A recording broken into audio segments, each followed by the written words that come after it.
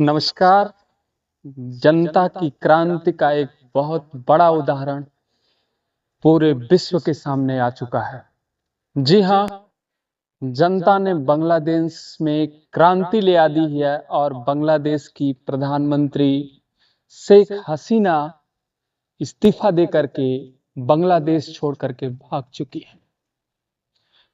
बांग्लादेश अवामी league लगभग 2009 से सत्ता में था और इस बार जब से वो पार्टी सत्ता में आई थी, लगातार रोजगार को लेकर के और आरक्षण को लेकर के जनता में विरोध चल रहा था।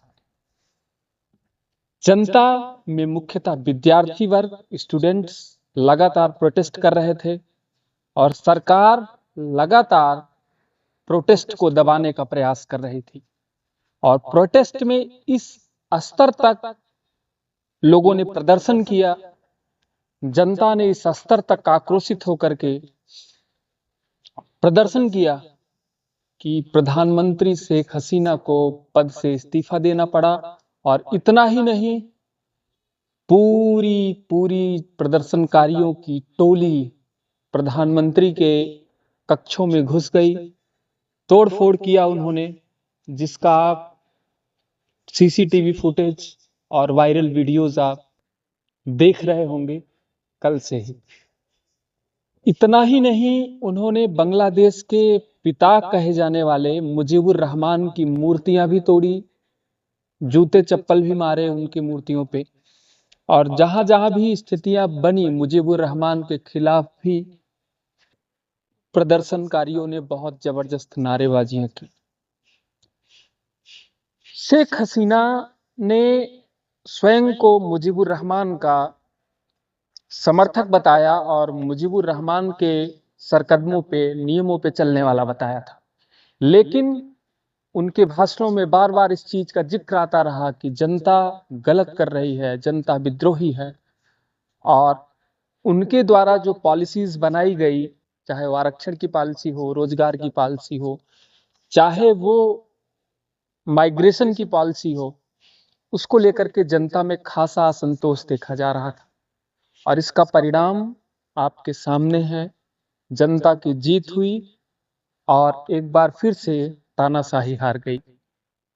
इस हारी हुई तानाशाही का क्या जवाब होगा, ये तो आपको बाद में देखने को मिलेगा। फिलहाल इस समय बांग्लादेश की सत्ता वहां के सेना के जनरल के हाथों में है। सेना के जनरल बांग्लादेशी स्थितियों पे, बांग्लादेशी सरकारी तंत्र पे काबू पाने का प्रयास कर रहे हैं और वो कोशिश कर रहे हैं कि जनाक्रोशित भीड़ और आंदोलनकारियों पर नियंत्रण पाया जा सके, उनसे बातचीत करके एक बीच का रास्ता निकाला जा सके।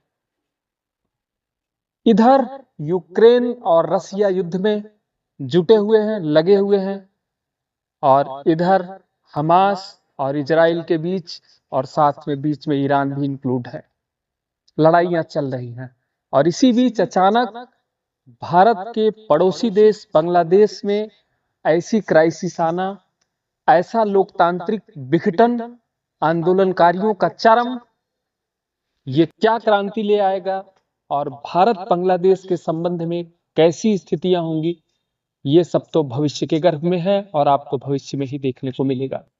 लेकिन अभी की जो स्थितियां हैं बांग्लादेश की, वो बहुत ही विपरीत है। बहुत खराब स्थितियों से गुजर रहा है इस समय बांग्लादेश।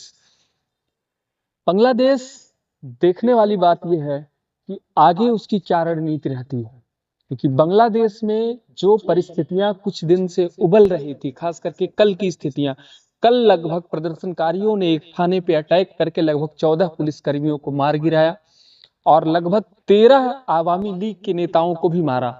और कुल मिलाजुला के सरकारी आंकड़ों के अनुसार 90 लोगों की मौतें हुई।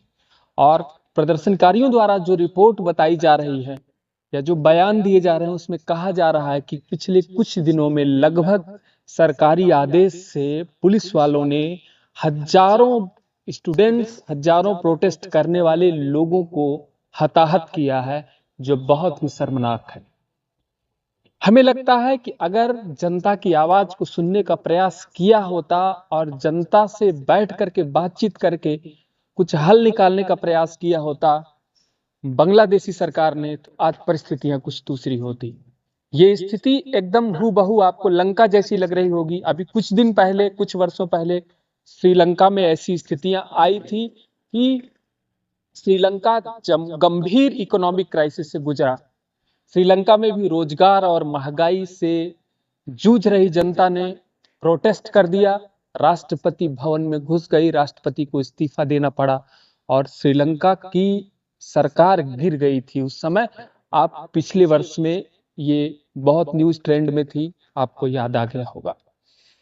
लेकिन भारतीय पड़ोसी देश इस तरह से जनतांत्रिक गतिविधियों में फेल हो रहे हैं और उनके यहाँ लगातार प्रोटेस्ट चल रहे हैं। इसका जो प्रभाव है वो भारतीय जनमानस पे भी बहुत गहरा पड़ रहा है, क्योंकि भारत में भी इस समय आरक्षण का मुद्दा चल रहा है, आरक्षण का बिल पास हो रहा है और आरक्षण पे सुप्रीम कोर्ट का बड़ा बयान आया है। जातिगत जनगणना की बात कही जा रही है और महंगाई की बात तो चरम पे है। चाहे वो जीएसटी का कलेक्शन हो, चाहे वो महंगाई की मार हो, चाहे वो आम जनता के पीठ पे लादे जा रहे टैक्स का सवाल हो। आप अगर देखेंगे तो आपको ये सारी चीजें जो आज आपको बांग्लादेश में प्रोटेस्टकारियों के अंदर दिख रही हैं, या जो एक साल पहले श्रीलंका में दिखी कि महंगाई और रोजगार की मार से झेल रहा आम जनमानस जिसने क्रांति की, आज वही उबल रहा है भारतीय आम समाज में, या फिर भारतीय जनमानस में, या भारतीय लोकतंत्र में जी रहे मिडिल क्लास या संघर्षशील वर्ग में। क्योंकि भारतीय जनता भी इसी परिप्रेक्ष्य में, इसी तरह से रोजगार, महंगाई, स्वास्थ्य संबंधी समस्या और जीवन में मुख्य रूप से एम्प्लॉयमेंट को लेकर के जूझ रही है। सरकारी आंकड़े कुछ और बताते हैं। सरकारी आंकड़ों के अनुसार अभी इकोनॉमिक सर्वे आया था और उन्होंने 3 से 4 करोड़ नौकरियां प्रोवाइड की। लेकिन अगर आप जमीनी स्तर पर देखें तो ये 3 से 4 करोड़ नौकरियां कहां आपको दिख रही हैं, इसका अंदाजा आप खुद व्यवहारिक रूप से देख सकते हैं। महंगाई की स्थिति आप देखिए, लगातार गैस सिलेंडर का रेट आज के 10 साल पहले देखिए और आज देखिए जस्ट दोगुने से भी ज्यादा हो गया है। पेट्रोल का रेट लगातार बढ़ रहा है। इसके साथ साथ जो दैनिक उपयोग की चीजें हैं, दाल का रेट अभी 1 वर्ष से 1.5 वर्ष पहले आप दाल का रेट देखिए 80-85 रुपए था। इस समय आपको दाल लगभग 160 से 165 रुपए के आसपास मिलेगी भारत में, क्योंकि भारत में दाल पे जबरदस्त जीएसटी है, जबरदस्त जीएसटी वसूल की जा रही है। और गवर्नमेंट बार बार ये कह रही है कि भारत में दाल का उत्पादन पिछले 5 सालों में बहुत जबरदस्त हुआ है, लगभग 1.5 गुना बढ़ा है प्रोडक्शन।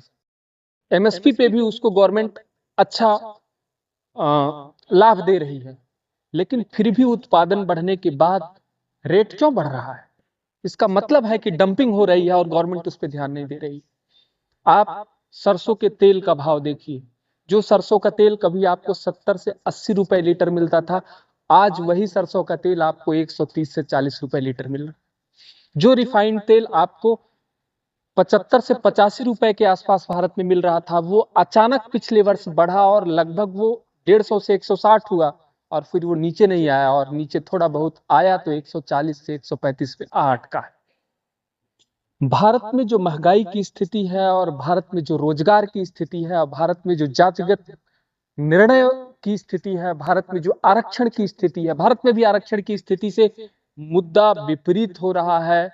भारतीय जनमानस में भी सरकार को लेकर के काफी आक्रोश है, क्योंकि भारतीय सरकार एक बड़े स्तर की सरकार है, बड़ी डेमोक्रेटिक गवर्नमेंट है, क्योंकि भारत विश्व में सबसे ज्यादा जनसंख्या वाला देश है और सबसे ज्यादा जनसंख्या की जो सरकार है, जनतांत्रिक सरकार, उसमें जो मुख्य समस्याओं के मुद्दे हैं वो बांग्लादेश और श्रीलंका से अलग नहीं है। इसीलिए निश्चित रूप से सरकार को जागरूक होना चाहिए कि उसके पड़ोसी देशों में जिन समस्याओं को लेकर के क्रांतियां हुई, बवाल हुए, प्रदर्शन हुए और यहां तक कि सरकार का तख्ता पलट हो गया, कहीं वो स्थितियां भारत में भी तो कमोबेश आने वाली नहीं है, भारतीय जनमानस को भी तो प्रभावित करने वाली नहीं है। या भारत सरकार का भी कुछ ऐसा ही हश्र हो सकता है? इसका जवाब हमें आने वाला समय देगा।